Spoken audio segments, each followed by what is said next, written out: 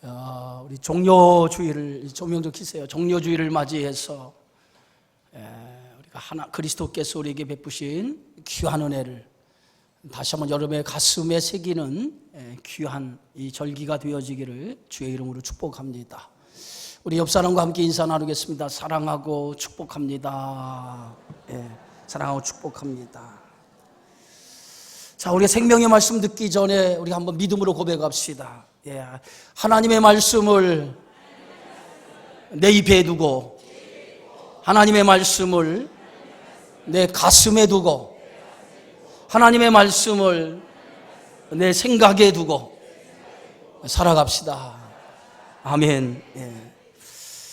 요한복음에 나타난 7가지 표적을 이 사순절기 기간 동안에 함께 말씀을 나누면서 은혜를 나누고 있습니다. 특별히 요한복음에 나타나는 7가지 표적은 단순한 표적에 대한 이야기를 다룬 것이 아니라 그 표적을 통해서 그리스도가 누구인가라고 하는 것을 드러내고자 이 요한이 표적을 통해서 우리에게 참된 의미를 가르쳐 주고 있습니다. 오늘은 요한복음에 나타난 표적 가운데 6번째 표적에 대한 이야기인데, 날 때부터 앞을 보지 못하는 사람을 고치신 그런 표적에 대한 이야기입니다. 오늘 성경은 9장 1절을 이렇게 시작하고 있습니다. 예수께서 길을 가실 때에 날 때부터 맹인된 사람을 보신지라. 맹인에도 두 종류의 맹인이 있습니다. 날 때부터 앞을 보지 못하는 그 선천적인, 전혀 앞을 보지 못하는 선천적인 맹인이 있고요, 앞을 보았지만은 중간에 어떤 사고로 실명이 되어서 앞을 보지 못하는 후천적인 맹인이 있습니다. 날 때부터 앞을 보지 못한 사람보다도 후천적으로 맹인이 된 사람은 조금 나을 것입니다. 그러나 앞을 보지 못한 맹인이 되었다는 것 자체가 얼마나 그 인생에 불행한 일인지 알 수 없습니다. 눈은 있는데 사물을 보지 못하고 살아간다고 한번 생각해 보세요. 얼마나 그 인생이 고달프고 힘들겠습니까? 그런데 복음서에 보면 유난히 앞을 보지 못하는 그런 소경의 이야기가 참 많이 기록되어 있어요. 어떻게 이 소경에 대한 이야기가 이렇게 많이 기록되어 있을까? 당시에 앞을 보지 못하는 소경이 그렇게 많았을까? 우리는 성경을 보면서 그렇게 생각할 때가 있습니다. 그런데 복음 속에서 유난히 소경의 이야기를 많이 기록한 것은 단순히 앞을 보지 못하는 그런 소경에 대한 이야기보다는 오늘 성경을 통해서 영적인 눈, 다시 해서 육적인 눈은 가지고 있어도 영적인 것을 바라보지 못하는 사람을 오늘 소경으로 비유해서 오늘 복음서에는 우리에게 가르치고 있다고 하는 것을 염두에 두고 이 복음서를 읽어 나가야 될 줄 압니다. 눈은 있어도 앞을 보지, 사물을 보지 못하는 사람을 소경이라고 말하는 것처럼 눈은 가지고 있지만은 볼 것을 보지 못하는 사람, 그것 역시 소경이라, 맹인이라고 말할 수 있을 것입니다. 육체의 눈을 가지고 사물을 보지 못하는 것, 그것을 바로 육체의 사물을 보지 못하는 사람을 소경이라고 얘기하지만은 영적인 것을 분별을 하고 영적인 것을 보지 못하는 사람 역시도 소경이라고 얘기할 수 있을 것 같습니다. 성경을 보아도 성경의 내용이 무엇인지를 보지 못하고 하늘의 세계에 대해서 얘기해도 그 하늘의 세계에 대해서 보지 못하는 것 역시 우리는 영적인 소경의 모습이라고 말할 수 있을 것 같습니다.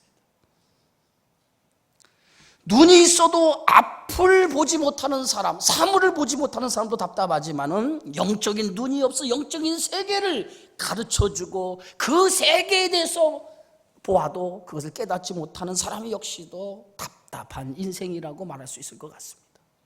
저는 목사로서 성경을 보면서 성경을 보는 똑같은 눈을 가지고 성경을 보면서 그 성경이 담겨진 영적인 눈이 열려지지 않아서 이해하지 못하는 사람을 볼 때 저 역시 답답한 마음을 갖게 되어집니다. 당시 바리새인과 사두개인 대제사장들, 종교 지도자들을 가리키죠. 그런데 이들은 한결같이 종교적인 열심을 가지고 누구보다 신앙심이 깊다라고 생각했던 사람, 그리고 성경 가운데 구약 성경을 누구보다 잘 알고 있는 사람들이었는데, 그들은 한결같이 예수님의 눈에 비치는 모습은 영적인 소경이었다라고 하는 사실입니다. 그들 스스로 요한복음 9장 40절에 보니까 바리새인 중에 예수와 함께 있던 자들이 이 말씀을 듣고 이르되 우리도 맹인인가. 그들 스스로가 예수님의 말씀을 듣고 우리도 맹인인가 라고 스스로 그들이 자기들의 실존을 고백하는 모습을 보게 되어지죠. 요한복음 8장에서 예수님은 자신을 이렇게 소개합니다. 나는 생명의 빛이니 세상의 빛이니 나를 따르는 자는 어둠에 다니지 아니하고 생명의 빛을 얻으리라. 나는 세상의 빛이라는 거예요. 나를 따르는 자는 어둠에 다니지 아니하고 생명의 빛을 얻게 되리라. 이것이 예수님께서 요한복음 8장에서 제자들에게 하신 말씀이었습니다. 세상의 빛. 그래서 세상의 빛으로 왔다는, 어둠을 밝히기 위해서. 그래서 세상의 빛으로 오신 예수님을 받아들인 자는 더 이상 어둠에 다니지 아니하고 생명의 빛 가운데 살게 될 것이라고 예수님은 말씀하고 있어요. 그리고 9장에 들어서자마자 예수님께서는 한 가지 비유의 사건을 들었는데, 그것이 표적에 대한 사건인데 그게 바로 소경에 대한 이야기라는 거예요. 생명의 빛을 받아들이지 못한 어둠 속에 거하는 인생에 대한 이야기를 통해서 영적인 것을 보지 못하는 소경의 이야기를 예수님은 꺼내놓고 말씀하고 있습니다. 맹인은 빛을 보지 못합니다. 어둠 속에 거하고 어둠 속에 살아가는 사람이 소경의 인생입니다. 빛 가운데 살아가지 못하고 어둠 속에 살아가는 사람이 누굽니까? 그것이 바로 소경이라고 하는 것을 성경은 가르치고 있습니다. 빛 가운데 살지 못하고 어둠 속에 거하며 살아가는 인생, 그게 바로 영적인 소경이에요. 예수님께서 길을 가실 때에 날 때부터 앞을 보지 못하는 소경을 보았다라고 성경은 말하고 있습니다. 그런데 중요한 것은 주님은 그를 보았지만은 맹인, 소경은 예수님을 보지 못하였다는 사실이죠. 주님은 날 때부터 소경된 자를 보았지만은 그 소경된 자는 주님을 보지 못했다는 거예요. 그는 어둠 속에 거하여 있기 때문에 빛 대신 예수님을 보지 못했다고 성경은 말하고 있습니다. 세상에 수많은 사람들은 눈을 가지고 있습니다. 그러나 그들은 어둠 속에 거하고 있기 때문에 생명의 빛 대신 예수 그리스도를 보지 못하는 눈을 가지고 있다고 하는 사실이에요. 그게 바로 영적인 소경된 자의 모습이라고 성경은 비유적으로 말씀하고 있습니다. 주님은 보았습니다. 그가 앞을 보지 못하는 사람이라고 하는 것을 주님은 보았습니다. 표적의 사건 속에서 계속해서 등장하는 동일한 단어가 있는데, 그 동일한 단어 가운데 하나는 보았다라고 하는 거예요. 보았다. 38년 된 병자가 누운 것을 예수님이 보시고, 큰 무리가 자기에게 오는 것을 예수님이 보시고, 바람과 물결 속에 고통당하는 제자들의 그 고통을 예수님이 보시고, 그리고 오늘 성경은 날 때부터 보지 못하는 그 소경을 예수님이 보았다라고 성경은 기록하고 있습니다. 보았다. 이것은 무엇을 의미합니까? 그가 가지고 있는 아픔과 그가 가지고 있는 고통과 그가 어둠 속에 거하고 있는 그의 모습을 예수님이 보았다라고 말하고 있습니다. 하나님의 구원은 어떻게 시작되었습니까? 하나님의 구원은 어둠 속에 살고 있는 인생을 생명의 빛으로 구원하시기 위해서, 그의 어둠을 물리치기 위해서, 그의 흑암에 놓여있는 그 현실을 보시고 하나님의 구원이 시작되었다라고 성경은 말하고 있습니다. 내 백성의 고통을 내가 정령히 보고, 여기서 이스라엘 백성의 그 고통을 보고 하나님은 이스라엘 백성을 애굽에서 출애굽시키는 놀라운 은혜의 사건이 시작이 되었습니다.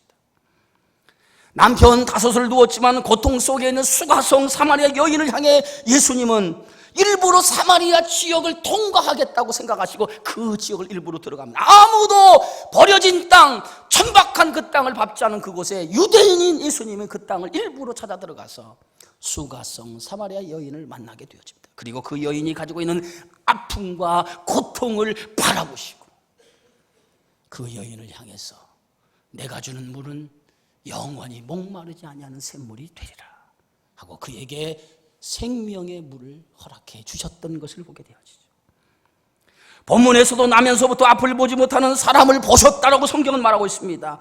그냥 예수님께서 그를 보신 것이 아닙니다. 그가 지금까지 맹인으로 살아왔던 고통과 그가 얼마나 맹인으로 살아오면서 어둠 속에 거하며 살아왔는가, 그가 가지고 있는 아픔과 고통을 예수님께서 보았다라고 성경은 말하고 있습니다. 그런데 그는 맹인인과 동시에 성경은 거린이었다라고 소개하고 있습니다. 오늘 8절의 성경의 말씀은 이웃 사람들과 전에 그가 거린인 것을 보았던 사람들. 여러분, 거린이라고 하는 말의 표현이 뭡니까? 그는 거지였다는 거죠.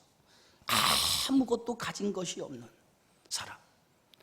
오직 다른 사람의 도움에 의지하여 살 수밖에 없는 인생이 바로 거지 아닙니까? 자기 힘으로는 아무것도 할 수 없는, 스스로의 어떤 것조차 할 수 없는, 남의 도움 없이는 살 수 없는 그것이 바로 거지의 인생 아닙니까? 그런데 어찌 보면 이 모습은 죄된 인간의 근원의 모습이 오늘 이 거린을 통해서 우리에게 비춰지는 모습이라고 생각해 볼 수 있습니다.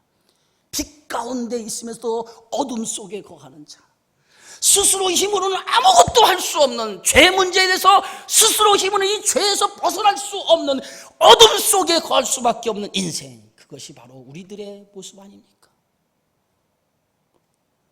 죄는 인간을 어둡게 만들고 그 죄는 결과적으로 아무런 우리의 힘으로는 해결할 수 없는 문제가 죄 문제 아닙니까? 그 죄 문제를 위에서 이 땅에 오신 분이 누굽니까?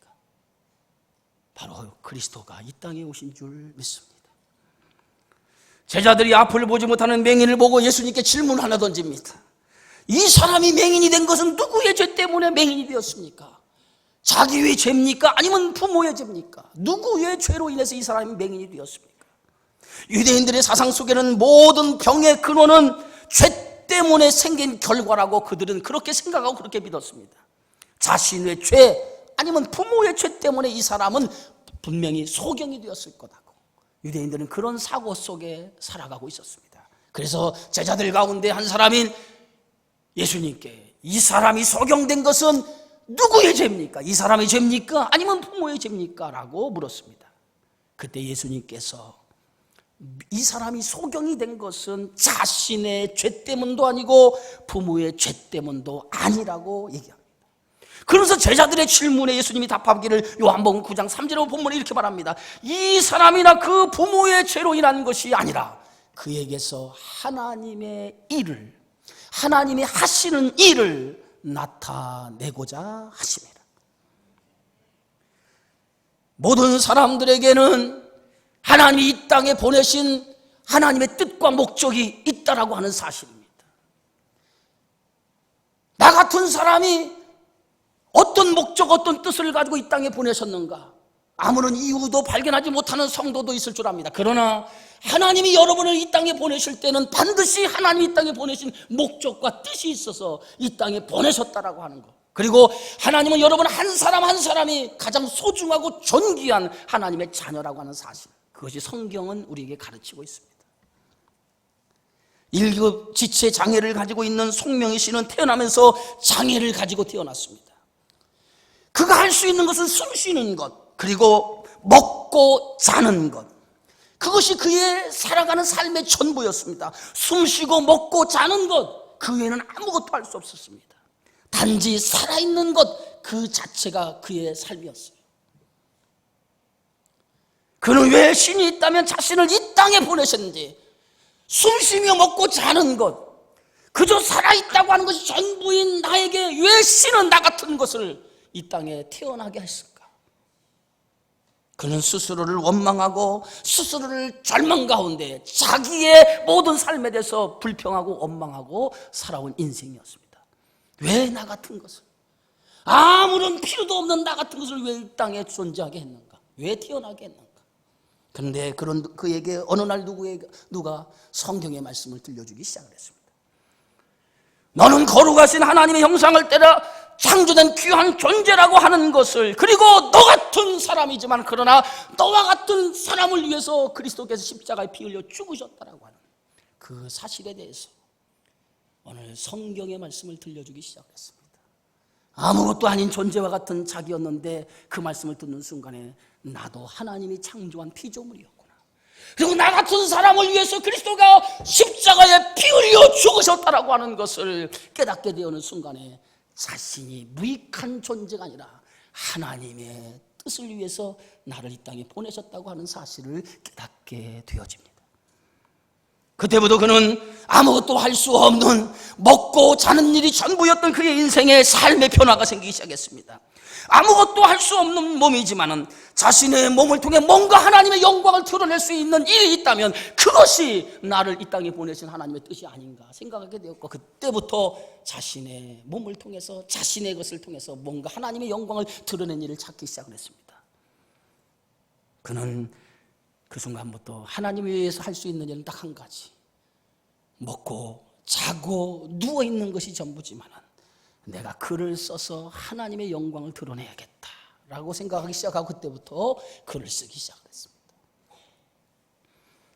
그가 쓴 글 가운데 유명한 글이 어떤 글입니까? 공평하신 하나님이라는 거예요. 공평하신 하나님.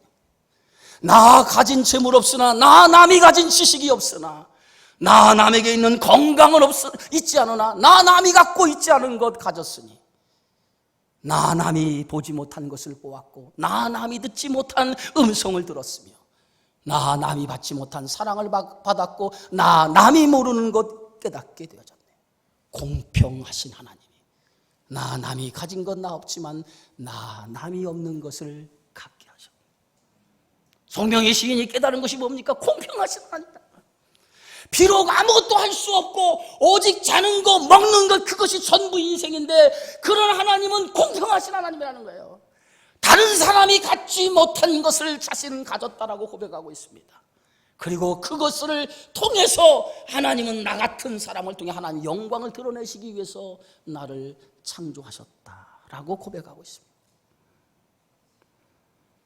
사랑하는 성도 여러분 한 사람 한 사람은 하나님 앞에 소중한 존재라고 하는 사실을 여러분 믿으시기를 주의 이름으로 축원합니다.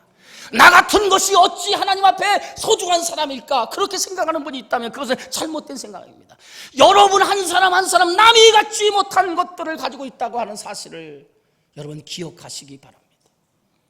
상대적 박탈감을 가져서 남과 비교함을 통해서 나는 저 사람보다 훨씬 못하다라고 하는 것이 우리 인생의 비극을 가져왔다면, 거기에서부터 우리의 마음을 내려놓고 하나님은 나만이 가지고 있는 것을 하나님이 허락해 주셨다라고 하는 것을 믿으시기를 주의 이름으로 축원합니다. 사람은 외모로 사람을 평가하지만 하나님은 나 여호와는 그 사람의 중심을 보느니라. 이것이 하나님의 말씀인 줄 믿으시기 바랍니다. 날 때부터 소경된 사람, 소경이 된 것은 누구의 죄도 아니에요. 부모의 죄도 아니고 그 사람의 죄도 아닙니다. 오직 그 소경된 자를 통해서 하나님의 영광을, 하나님의 일을 드러내고자 하나님이 그를 소경으로 만드셨다고 성경은 말씀하고 있습니다. 예수님은 그런 제자들을 향해서 이렇게 말씀합니다. 요한복음 9장 4절에 때가 아직 낮임에 나의 보내신 일을 하여 하리라. 밤이 오리니 그때는 아무도 일할 수 없느니라. 오늘 이 말씀은 이 본문에서 가장 중요한 말씀을 우리에게 가르치고 있습니다. 요한복음에 나타난 표적은 표적 자체의 의미가 있는 것이 아니라 표적을 통해 예수님이 하나님의 아들 그리스도이심을 드러내는 것이 오늘 이 표적에서 담겨진 참된 의미가 되어지는 줄 믿습니다. 때가 낮이라고 하는 이 말씀은 주님이 일하는 시간을 가리킵니다. 어둠 속에 있는 인생들을 위해서 예수님께서 일하시기 위해서, 그들을 어둠 속에서 생명의 빛 가운데 인도하시기 위해서 예수님이 일하시기 위해서 이 땅에 오셨음을 이렇게 성경은 표현하고 있습니다. 밤이 오리니, 이 밤은 어떤 밤입니까? 어둠의 밤, 흑암의 밤, 고통의 밤. 그것은 우리의 인생을 어둠에서 건지기 위해서 십자가에 죽으실 것을 말씀하는 예언적인 말씀, 그것이 밤이 오리니라고 성경은 가르치고 있습니다. 인생을 사는 모든 사람에게는 낮이 있고 밤이 있습니다. 지난 시간 바다를 건너 가버나움을 건너가는 제자들이 담배가 갑자기 불어닥치는 큰 파도로 인해서 어려움을 겪었을 때 그 어려움을 겪는 시간이 밤 4경 3시, 새벽 3시 4시경이라고 성경은 말하고 있습니다. 어둠이 짙게 내리는 그 시간에 뜻하지 않는 흑암이 찾아오면서 뜻하지 않는 고통이 저들에게 찾아오기 시작했습니다.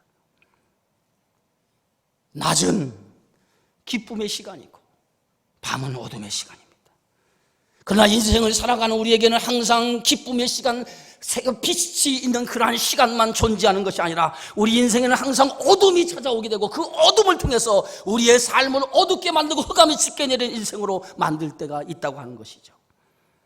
그러나 인생의 나스에 거하는 사람은 주님과 함께하는 시간을 보낼 것이고 어둠의 시간은 주님과 함께하지 않은 시간을 보내는 사람들의 모습일 것입니다. 밤 사경 흑암이 짙게 내렸을 때 그 배는 예수님이 타지 않은 배였는데 거기에 누가 걸어오시죠? 주님이 그 가운데 걸어오시는, 그래서 그 주님을 영접함을 통해서 그이들의 삶의 고통이 벗어나는 것을 오늘 우리는 지난 시간 바다 위를 걸으신 주님의 표적을 통해서 보았습니다. 요한복음 15장에 등장하는 탕자는 아버지와 함께 있을 때가 인생에서 가장 낮의 시간이었음을 그는 깨닫지 못했습니다. 그는 자기 나름대로 인생을 즐겨보자고 아버지를 떠나 자기의 분깃을 가지고 아버지의 집을 떠나 자기 나름대로 인생을 펼쳐 살아가기 시작합니다. 그러나 아버지 집을 떠나 한때는 행복했지만 시간이 지나면서 점점 그의 인생은 어둠의 그림자가 찾아오기 시작합니다. 그리고 결국에는 그의 인생의 밤을 맞이하게 되어집니다. 인생의 바닥까지 내려가기 시작하죠. 그때 그가 인생의 밤을 맞이했을 때 그가 깨달은 것이 내 아버지 집에 있을 때가 가장 행복한 시간이었었구나 깨닫게 되었어요. 돌이켜 그는 내 아버지 집에 돌아가기 시작합니다. 아버지 곁을 떠날 때가 인생의 행복한 것으로 생각을 하고 아버지 곁을 떠났는데 그 떠난 시간부터 그에게는 어둠의 시간이 찾아오기 시작했다는 거예요. 결국은 그가 아버지 집에 있을 때 가장 행복한 시간이었고 아버지 곁으로 돌아가는 것만이 내 인생을 회복하는 것이라고 깨닫게 되어지고 결국은 인생이 가장 행복했던 시간, 아버지와 함께하는 낮의 시간으로 그가 돌아가게 되어지죠. 예수님이 없는 인생은 성경은 세 가지로 표현하고 있습니다. 그 창세기 1장 2절입니다. 땅이 혼돈하고 공허하며 흑암이 깊음 위에 있고 하나님의 영은 수면 위에 은행하시니라. 하나님이 없는 인생의 모습을 창세기 1장 2절은 그렇게 태초에 천지를 창조하신 그림으로 우리에게 설명하고 있습니다. 하나님이 없는 인생, 혼돈과 공허와 흑암이 가득 찬 인생이라고 말하고 있습니다. 이러한 하나님이 없는 인생 속에 하나님이 빛이 있으라 라고 명령하실 순간에 그 순간에 어둠이 물러가기 시작합니다. 혼돈이 물러가기 시작하고 공허가 물러가기 시작하고 흑암이 물러가기 시작하면서 그 세상에 밝은 광명의 빛이 드러나기 시작하면서 새로운 생명의 세상이 시작되기 시작합니다. 이게 창조의 역사인 줄 믿습니다. 예수님과 함께하지 않는 사람은 인생의 밤을 맞이하는 사람입니다. 그런 성도에게 빨리 어둠이 물러가고 생명의 빛을 바다름을 통해서 어둠이 물러가고 그 안에 생명의 역사가 일어나는 삶을 살아가는 성도가 되어져야 될 줄 믿습니다. 오늘 예수님께서는 내가 세상에 있는 동안에 세상의 빛이로라. 예수님은 세상의 빛으로 이 땅에 오셨습니다. 그리고 예수님의 세상에 빛으로 오신 예수님을 받아들이는 사람은 그 안에 있는 어둠이 물러가고 생명의 빛을 통해서 그 사람의 삶은 새로운 생명의 역사로 나아가게 되어지는 줄 믿으시기를 주의 이름으로 축원합니다. 이제 예수님은 말씀을 마치시고 땅에 침을 뱉어 진흙을 이겨 그 소경의 눈에 바르기 시작합니다. 그리고 오늘 성경 말씀 요한복음 9장 7절에 실로암 못에 가서 씻으라 라고 명하십니다. 여러분, 이 실로암이라고 하는 이 못은 히스기야 왕 때 만들어진 인공 샘물입니다. 히스기야 왕 때의 아수르 사네립의 침공을 대비하기 위해서 예루살렘 성 안으로, 예루살렘 성 밖에 있는 기온 샘물을 수로를 파가지고 경사를 두어서 예루살렘 성 안으로 흘러 들어오기 위해 그렇게 만들어진 샘물이 실로암이었습니다. 그래서 자동적으로 성 밖에 있는 샘물이 흘러서 예루살렘 성 안으로 들어와서 모여지게 됩니다. 그것이 바로 실로암이었던 것입니다.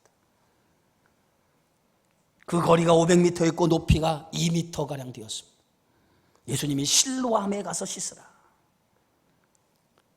오늘 이 소경된 자는 예수님의 말씀을 받고 실로암에 가서 눈을 씻게 되어집니다. 언제나 표적의 역사 속에는 순종의 역사가 있었습니다.